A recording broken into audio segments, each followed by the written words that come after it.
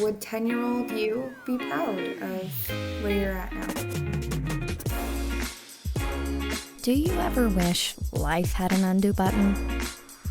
Walking the balance between business and the creative life can be hard. But Matt and Shelby are here to attempt to answer the tough questions, so you don't need an undo. Presented by Made by Things. This is the CMD-Z Show.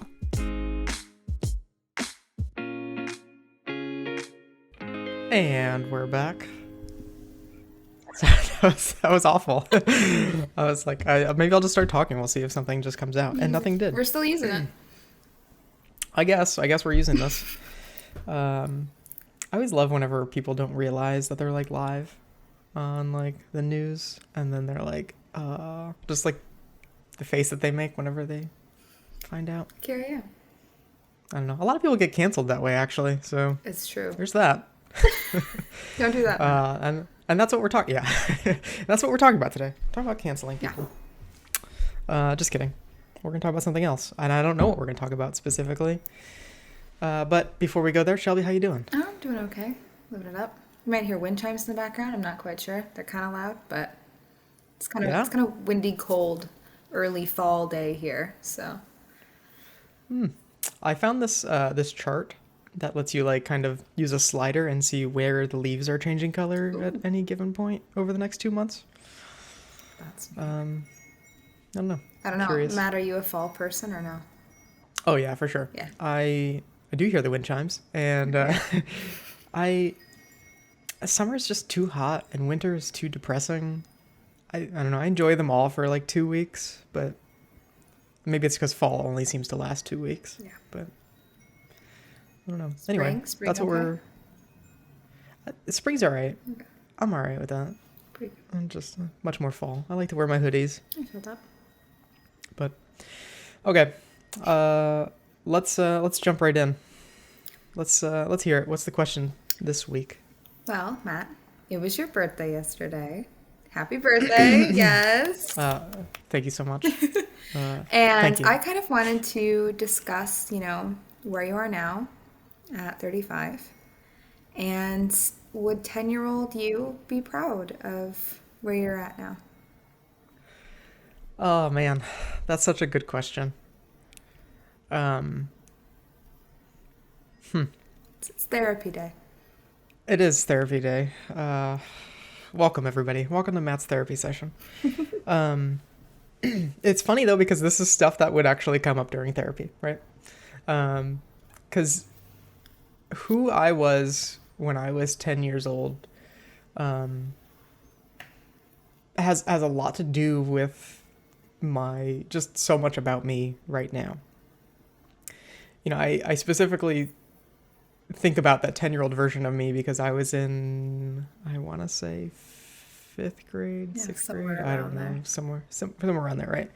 And this is real story time here. You guys ready for this? We're ready. When I was in 5th grade, I had a series of what doctors called migraines.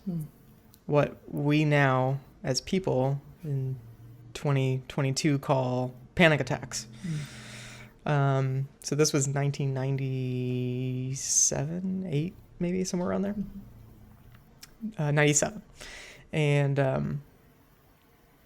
it was really, really weird, difficult time of trying to understand what was happening with me. And sorry, this will all make sense in just a minute. Just stick with me just for a moment here. So I was having these panic attacks, and I didn't know what they were. I didn't have a name for them. I just knew that it almost felt like I was dreaming in the middle of my day, like just a switch was flipped, and my heart would start beating faster. I'd get a little bit dizzy. I couldn't honestly explain it to anybody. So I went to the nurse that day. I remember that entire walk. I was in art class whenever the first one happened, and we were painting under tables like we were painting the Sistine Chapel, basically. And it was like during that time where just things got weird. Like that's the only way I could explain it at the time. and went to the nurse, went home that day.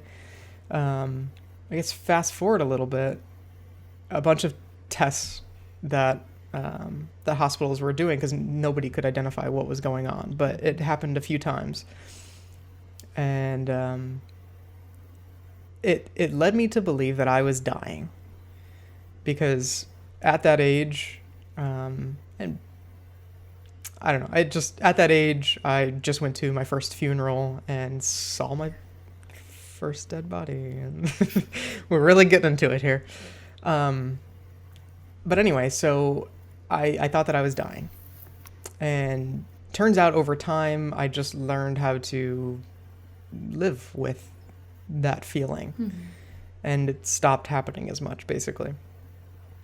But those years that I was a kid, I came to the understanding, or to the agreement almost with myself, that I was going to have a very short life, and that I was going to do only the things that made me happy. And I don't know, I didn't want to waste any of the short amount of time that I believed that I was going to have on this planet. Yeah. That led to a maturity that most 10-year-olds shouldn't really have. They're not supposed to.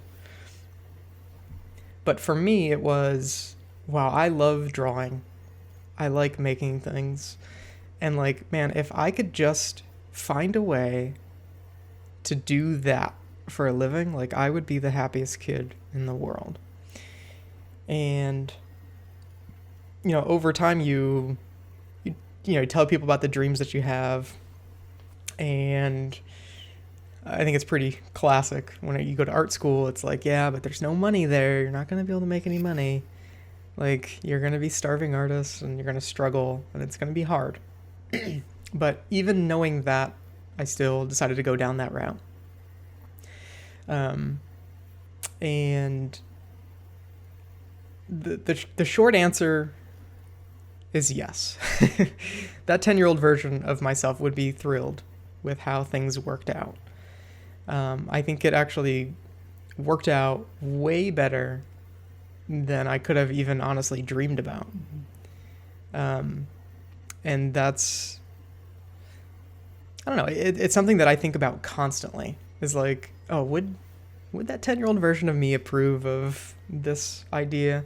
Like, certainly anything that like comes to like retirement investing or anything like that, my 10-year-old version of myself would probably be like, you're an idiot. Like, none of that matters. But there's certainly certain things that are more important to me now than obviously before, but it's still trying to, I don't know, take that spirit of that 10-year-old with me wherever I go and whatever I do. So you'll see me wearing a backwards hat because that's around the time when I started wearing one. There's, I don't know, certain things like that. I made a decision at that point very early in my life that I was going to do stuff that makes me happy. And honestly, like, part of the challenge of all of that was just everyone. I was the first person in my family to even go to college. Everyone else in my family basically just worked at jobs that they didn't really like. That was kind of the thing. And I couldn't understand that at all, even as a 10-year-old. I'm like, why are these people doing these things? Like, we're all going to die soon. like, why waste even a moment doing things that aren't going to bring you joy or satisfaction and fulfillment in life, I suppose. And yeah, so that was something that always stuck with me, and it's something that just never left. So, like, honestly, like, that 10-year-old version of myself, even still to this day, is more important to make happy than probably my own kids, even, honestly. Like, I'd probably put, and that probably makes me sound pretty selfish, but I still make sure my kids are happy and healthy as much as I can. But we're at not the same sending time, anybody like, to you, Matt. You're okay. Yeah, good. But I don't know. So it's like any big decisions that I make, I'm always like, would that kid approve of that? And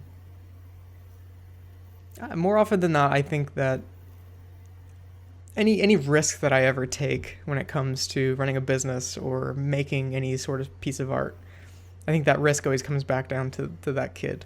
Yeah. I don't know. So overall, and honestly, like it's something that I think about all the time. Whenever I turned 30, so just 5 short years ago, it was not a good day. It was, I don't know, like my family had a little party for me. It was great in that sense. Yeah. But I almost felt a bit disappointed by where I was at that moment. But it all came back down to like, man, that 10-year-old version of me thought that if I worked hard enough, then I would have all the things that I want. Mm-hmm. And again, maybe this just sounds ridiculous to some people, but when I turned 30, even like the days leading up to it, I was like trying to hurry, like I'm trying to rush. Yeah. I think a lot of it is because that 10-year-old version of myself didn't even think I'd be alive at 30. So I feel like that's why I was always rushing to try to achieve everything that I hoped to by that point. Mm-hmm. But I wasn't quite there yet. And honestly, even still to this day, I'm probably not all the way there. But I don't know. I think I've learned to just accept getting older. And I think over the last 5 years, there's been a mindset shift for me, that I'm much more okay with things taking more time. And yeah, that's there's a lot there. But yeah, that's yes to answer your question. The 10-year-old version I think would be happy, but I think I still have a little bit of ways to go to get all the way there. Okay. See, I relate to a lot of the parts of that story, because I was also I used storytelling a lot when I was a kid to kind of, because I've suffered with anxiety, depression, everything else, and being able to like kind of put yourself, especially like you using art, I used art and storytelling and writing to be able to, I don't want to use the word escape because escape isn't the right word for this, Mm-hmm. but be able to put myself in another place to understand things, Mm-hmm. and to, I'm going to use the word escape, even though this is not the word I want, but the word I need is escaping me. So, Right. but to be able to escape into, and I don't know, I appreciate that honesty. And I heard an interesting thing the other day that's kind of stuck with me, where Rainn Wilson from The Office was talking about how he's met a lot of the college kids and stuff and people in their 20s, and how they're all under so much pressure to, find that perfect internship, do this, do that, so they get that perfect job, right out of college, and, they need to be successful and need to have this and that before the age of 30. And I liked, he said that your 20s are for your, it's your workshop period. Right. Which yeah, I completely agree with that. It's like, this is your workshop period. But I also think that it's kind of beneficial for us to think about life as kind of a workshop period, because we're Right. constantly working on ourselves. We're constantly growing. We're discovering new areas that we're interested in. And for me, it's hard to think of, Shelby at 10 years old. Mm-hmm. Would I be happy with where I'm at now? Would I even recognize who I am now? Because I honestly don't think I would. I think 10-year-old Shelby would think this is a completely different person than who I am now.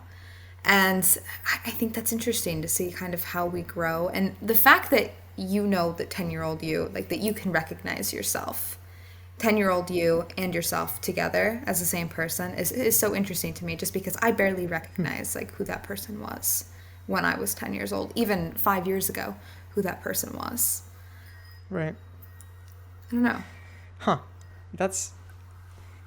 You really don't think so? So a 10-year-old you, what do you think that your 10-year-old version of yourself thought was going to be of, I don't know how old you are right now, but 10-year-old me, let me think. It's about fifth grade. I was writing stories then, and I still do that. But I think that I was in a kind of a different space where there was like a lot of pressure, and especially kind of like where I was growing up, and it was very conservative. Like, Mm-hmm. these are where you need to go, and especially don't go to art school, don't do any of this. Find Mm-hmm. other ways to be able to be successful and do that stuff on the side. Because when I ended up going to college, I had gone for history and business, and I was under the impression that maybe I would teach or maybe I would run a business, and then I'd have time to do any artistic ventures on the side. And by the end of it, by the time I got out, I was completely just all artistic. Like, that's all I'm Right. doing at all times is making and creating art. And I think 10-year-old me didn't even realize that could be an option. I think that Right. Right. that was just, okay, well, this is what you do when you have time to do it. And the fact I've been able to make a life for myself where I can just do this at all times and work with artists and create, I don't think that I would have even been able to fathom that kind of life Right. for myself. Right. And that's, I think, I don't know, that's what I constantly go back to. I had absolutely no pressure on me at all. I can confidently say that everyone expected pretty low things from me. So, and that was honestly probably the best thing for me. Like, that's what kind of helped give me the confidence, weirdly, right? Like, kids work in different ways. For me, I've always found doubt to work better than people that believe in me. And I don't like that, but that's just kind of how I am. So, and again, like my mom and my dad, they were always like, live your dreams. But everybody else was just like, you need to pass math class. And I'm like, I don't really care to. Like, I'm not gonna do it just because you want me to. Like, that doesn't motivate me. Um, so for me, it was, I had no expectations of me. I didn't feel like, anyway, when I was a kid. And I guess for me, I was like, okay, well, you know your path, and it's go work in a factory nearby and live a couple miles from where you grew up. And for some people, maybe that's fine, but for me, it was not fine. I couldn't do that. And that was a big motivator for me, was just that doubt, or that just that way that people generally thought that I would end up. And I don't know. It was. I also had no idea that anything creative even existed as a job. But what I did know is that Toy Story just came out and people got paid to do that. Yeah. And I was always fascinated by that. Where it's like, how did they do that? Like, it looks so real, but it's cartoon. Like, I don't know. So for me, it was, I don't know, as much research as I could possibly do then, I guess. I mean, I had the internet, but we definitely weren't using it for researching how Pixar does movies. I don't know. It's always stupid stuff like little games and stuff. Um, but I don't know. So I guess that's what's funny to me, is that, like,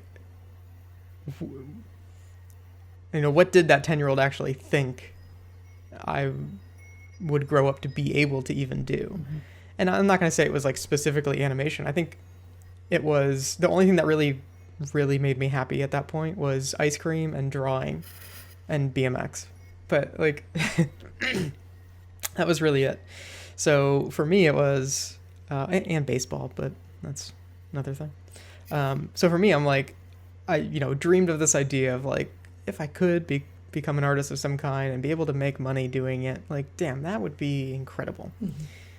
But it was always just kind of a dream until when I was a bit old, when I was probably 17, and my mom asked me what I'm going to do next. And I'm like, I have no idea. And that's whenever she's like, you like drawing, why don't you do something with that? I'm like, that doesn't exist. Like, you can't go to college for drawing. But that's whenever I started getting serious and looking into that, and it was a thing. And I was like, I can't believe that. That's crazy. But I don't know, to go to what you were saying before, like your 20s should be like a workshop period. Um, it's really easy to say that. When you're in your 30s, especially. Yes. When you're looking back, it's so much easier to say those things. But I remember what it felt like, and yeah, I mean, at that point, I mean, I was putting the pressure on myself at that point. There was nobody applying it, and that's all it took for me. But I 100% agree with that, where people shouldn't know what they want to do their entire lives at the age of 10, 15, 18, 20, even 25, even 30, whatever. Yeah. Like, you don't need to know like what that thing is, or you don't need to achieve all of your dreams in that short amount of time. But again, I don't know, it kind of gets back to what I was saying. Like, for me, it was a fear. It was a fear thing that if I don't do it now, I wasn't going to have enough time.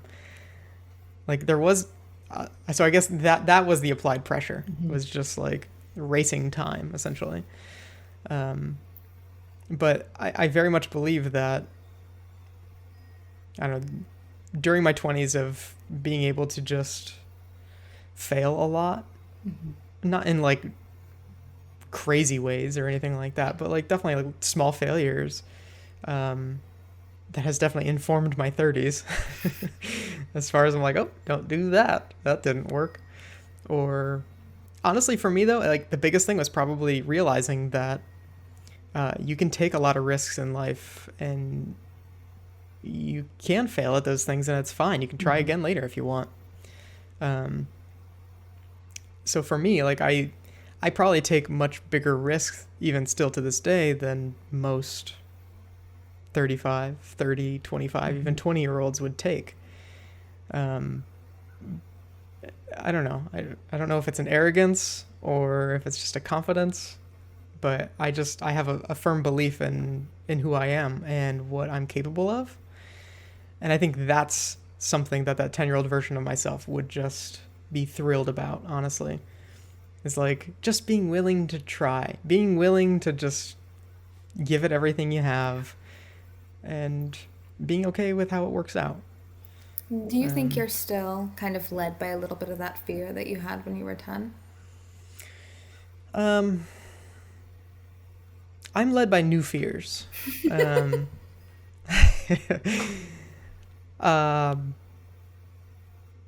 not as much. And I think that's the good part, is that I feel like at 35, I feel like I've achieved a lot.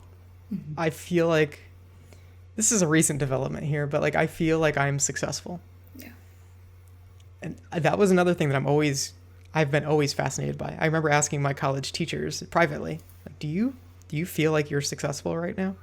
And it probably came off like such an asshole asking that question. But like, I was just like, does it even exist? Yeah. Like, do people ever feel like that? And I had one teacher that was like, hell yeah. He's like, I feel very successful. He's like, I get to do what I love. I'm like, that's great to hear, knowing that it's even achievable.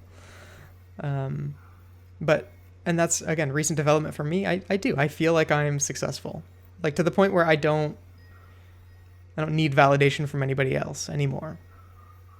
And to me, that's one of the ultimate feelings I believe that you can have. And before I keep going there, Shelby, do you feel like you're successful right now? See, I have such a hard time with that question because I'm constantly looking 5-10 years in the future at all times. So it's hard to be able to sit there sometimes and just reflect. And every once in a while, it's like, oh man, I'm doing this. Right. I'm pretty proud of myself. Like, look where I've gone, you know. And I do. I think I'm successful. I'm very proud of the work that I've been able to do where I'm at right now. But there's always that, you know, what else could I be doing? Right. Could I do more? You know, there's always that little bit of pressure that I'm applying to myself, which I don't even really mean to do. It's just kind of instinctual. Right. And I don't know, it makes it hard to appreciate what you have right now. Right. I think that you could see that as a bad thing, but I see that as a good thing. Um, so while I don't want to condone like hustle culture, or whatever, Yeah. working all hours of the day, I definitely am not saying do that. But for me, I believe that I found my success by working hard. I think it's a pretty traditional Hmm. path of you do the thing and you do it for a long time and you become really good at it and Yeah. there it is. And I think there's a lot of good in that. And I don't want this to turn into another conversation, but I think what I will say is I think that that's a dying way of looking at things sometimes. Um, and for the better or for worse, I don't want to judge, but I'll definitely say like it to me, even like teaching and stuff, like younger people, it became pretty clear to me that I don't know if ambition is the right word. Um, uh, a, a crazy amount of focus, maybe. A, I don't want to say a narcissistic level of focus, but it kind of what like that's what worked for me. Yeah. So like for me, like now, and I'm like, I don't want to tell you that you should work as much as you possibly can, but it's certainly one way to to almost guarantee your success, Yeah. right? Like it's stacking the cards in your favor any chance that you possibly can. And the only thing that I've ever found to work is working hard, right? And again, I don't mean working 24 hours a day. I just mean using the time that you have and doing a good amount of work on it consistently too. I guess that's what I'll say. Um, yeah, I don't remember where I was going with that specifically, but No, I agree with that though, and I have a very hard time with, okay, this is my non-hustle culture. And the thing is, I don't even believe in hustle culture. I don't condone hustle culture. I don't think hustle culture is all that good, but I participate in it actively, and I feel really right, bad right, about right, that. right, But right. because I mean, we've talked about it. It's like I feel very guilty if I'm doing something other than working. And I mean, it's very hard for me to just sit on a couch and watch something unless I'm yellow pad watching or I'm thinking about Right, something right, else. That's right. that's tough. And I don't know. I wish that where I'm at right now, I was more willing to reflect. And I guess this is good because I am right now. I'm forcing myself to do it in this Right. hour. This is good. I will charge you $150 an hour. Let's do it. So, but it's good though because I think especially right now where I'm at and reading this was all inspired by Matt's post on LinkedIn and where he was at looking reflecting on his 35 years on the earth. And kind of being able to look back and reflect on those things as well just for myself. And I try to do that kind of at the start of every year of okay, where am I? Am I happy with what I've accomplished? And especially because I'm getting my MFA, so it's very much, in each semester, am I happy with the work that I've done within this semester? But kind of those big picture reflections are good and incredibly helpful and keep us grounded and help us appreciate where we are right now. But Right. yeah, I another question with this, Matt. Go ahead. Where do you see yourself in another 35 years? Dead. No. I don't know. I mean, when you said like I'm always thinking 5 years ahead, never. I don't think I've ever thought that far Really? ahead. Ever in my life. I That's think my it's whole always life. been maybe a few months ahead. I don't know. I don't know if that makes me weird or if that's more common than not, but I just that's what probably makes me so process oriented is that I don't know. Like I have a dream, I have an idea. Let's figure out the steps and make sure that I'm checking off those boxes along the way. Like I don't have New Year's resolutions. I have goals every year, but I don't put a timer on them because I know that I can reach some of them within a couple of weeks and some of them might take a couple more years. Yeah. But to me, it's more like a reevaluation period. It's like, okay, well, I had last year, and again, since I write in my books, I always go back to my books where I'm like, all right, on the first of every year, I have, again, 4 years worth of books up there. I can go back to any of those right now and see like what were my goals at that specific point. But that's how I move, and I don't know. In 5 years from now, I guess I'm also a believer of, I've literally said this like 14 or 15 times in all of these episodes, but Alan Watts, you're under no obligation to be the person you were 5 minutes ago. Yeah. I live by that. And maybe that's what scares me about like really, really long-term goals. I'm like, I'll be a different person in 5 years. So to come up with something now, it just seems like a waste of time. I know what I want right now. So why don't I just work towards that? And you know what? If I change my mind at any point, I can stop. Yeah. I can stop writing the pages of that book and start writing a new book. And I kind of had this conversation with my wife yesterday of just kind of we were talking about like the different places we've lived and why we moved to those different places. And she's like, you realize that like all the places we've moved was for your career? I'm like, I'm very well aware of that. And I appreciate that. I'm always very gracious. But I don't know, we're just sort of like, she's like asking like, how did we know that those were the right decisions? Like, how did we, like, what if we made a mistake? Yeah. And I'm like, that's kind of interesting way of looking at it. But like, I don't know, I guess for me, I'm like, what she was saying specifically was like, oh, remember when you wanted to do this little venture or whatever? I'm like, oh yeah, I remember that. And she's like, and then you wanted to do that one. I'm like, yeah, I know. I'm like, but like, I'm okay with that. Like, I'm okay with things that fizzle out because I changed my mind, and I'm okay with that as a response to certain things. In 35 years, I will be retired, long retired, hopefully. And I'll be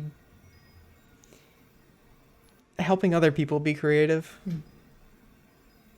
and being creative in new ways on my own. Whether that's sitting by the river and painting every day, or going on photography trips, or just telling animated stories. I hope that everyone in my life is around me and can enjoy the things that I enjoy, or enjoy the things that bring me joy. There it is. Yeah. Let me flip that around on you. 5 years from now, where are you? Oh gosh. We're gonna start with 5, then we'll work start over with to 35. 5. Let's start with 5. Well, by 5 years, I will finish the feature I'm working on now. Probably a second. Hopefully, I will be working on the third. Yeah. I've got some plans and ideas for a script I'm working on right now. Kind of what I want to do. I want to learn some new things. I really want to learn illustration. I think that sounds really fun. Yeah. I'm hoping to be more settled, and a little bit more grounded into a space. I think that'd be nice. I was having this conversation this morning as to whether I should, so a thing with me, I really, really dislike being away from education. And having an MFA, it's a terminal degree. I wouldn't need to go on and get anything more. If at any point it's like, okay, I'd like to adjunct a few classes here and there. I wouldn't need to go on and get anything else.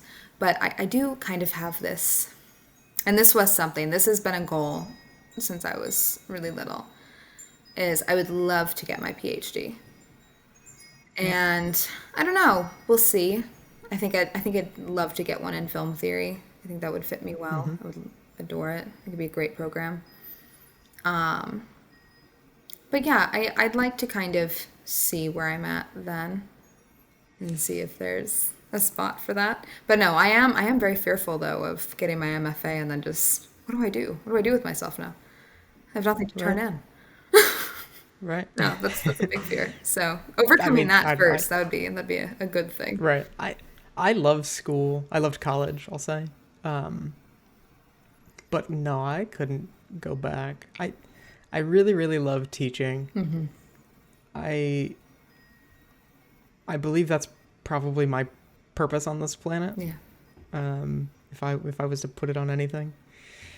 Um, but I don't know. It's yeah. It's such a far ways to look. Like even again, even if I was to look 5 years ago at 30, I mean, I still had made by things. At that point, it was just myself. Yeah. It was honestly struggling to make money of any sort, which is probably why it was a little bit of a disappointing experience for me to turn 30. um, and I don't know. I mean, even there are a lot of what I projected to happen in 5 years ago has come true. But again, that kind of even goes back to that 10-year-old version of myself. Like, I mean, it's not like I predicted every little thing that would happen. It was just like, I don't know. I think it is thinking about it from more of an emotional standpoint and like, would that version of myself be happy? It kind of gives me into something else altogether. And that is this idea of proving yourself. Yeah. And I think that's where I had the advantage, is that since I didn't have any expectations, I didn't feel like I was proving myself at any point to anybody. So I used myself as a validation tool of like, okay, would that 10-year-old version approve what I've done? I think a lot of other people I think it's easier to fall into a very unhappy rut whenever you're trying to prove to other people. And again, I'm saying this is an advantage that I was very privileged with having, in a weird way. But I think it would be way harder whenever you feel like you're having to prove to somebody else. Yeah. I don't know. Cool. Let's go ahead. Yeah, no, I was just gonna say that I think that might be part of my stuff is because I definitely felt like I needed to prove something to everyone else that was around me. And I've been able to break myself of that, but I mean, it definitely made me a people pleaser. And if the people around me weren't happy, it's like, well, I haven't done anything then. And I Right. think breaking yourself out of that mindset is so integral to being able to like find happiness within yourself and find your own success, because you're never going to be happy because nobody else is ever going to be happy. They're never going to be happy Right. with what you're doing ever, because you're never going to be perfect for somebody else. So I think being able to live for yourself and live for your own goals is incredibly important. Right. It's super cliche. Like, you got to love yourself first. You got to put your own oxygen mask It's true. on before somebody else's. But it's very true. I think as I've gotten older, also having kids and having done a lot of the things that I've done, I want to say I've turned into an old man, Matt, that get off my lawn. But like, I don't, I honestly don't care what a lot of people think about certain things. Yeah. Now, there's a lot of things that can still get to me, but like people on LinkedIn occasionally saying some really crappy things. Yep. I should just ignore those things, but for some reason I can't. You never can. No. But I don't know. It's weird. I don't know. Anyway, let's go to final thoughts here. Sure. Matt, I'm going to let you go first. Oh, okay. Yeah, you go first. All right. My final thoughts would be, I think it is taking time to reflect on where you're at right now and where you want to be, and figuring out a plan on how to get there. Having a dream is easy, but putting a plan together and sticking to it, it's really hard. That's why a lot of people don't do that. And again, I'm not saying that because it's supposed to be hard. That is the purpose. Mm-hmm. So what I would say is not to be afraid of things that are difficult. And I'm not saying that you need to do whatever the 10-year-old version of yourself wants. Because again, I believe like you can change your mind at any point. You can change your mind. Mm-hmm. But I think that it is important to make sure that you have a compass of some kind, and you create the map for it. That was pretty good for just coming up with that on the spot. I'm impressed. Look at that. Yep. Can you put that on a poster?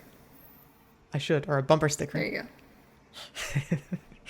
I'll inspire people all along traffic. Anyway, all right, your turn. Yeah, I was thinking a lot about the reflection.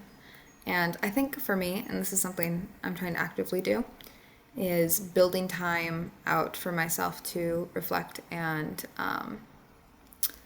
not so much on my work, but on my progress and where I'm at, and being grateful for where I'm at and happy, and just being able to allow myself to be proud of my progress as opposed to focused on the next thing, So I think that trying not to think so much of 5 or 10 years and just appreciating where I'm at right now.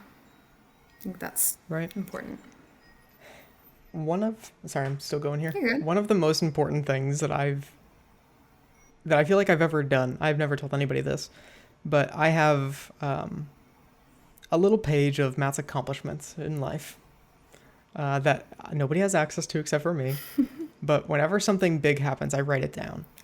And anytime that I'm feeling like, I don't know, like I'm not doing anything or not accomplishing what I want, I go to that, and it puts things into perspective real quick. Yeah.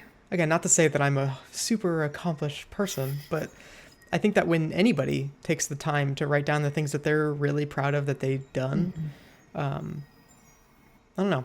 I think it's a really healthy and helpful tool to just know what you've done. Even if you feel like it's nothing, I'm sure there's a lot of things that you've done on your path to where you're going. All right, that's all I got. Love you, bye. The CMD-Z show is created by Made by Things. And if you have a question you would like us to discuss, you can send a message at CMD-Z.show. And if you like what you hear, leave a review. We'll see you next week with a brand new show.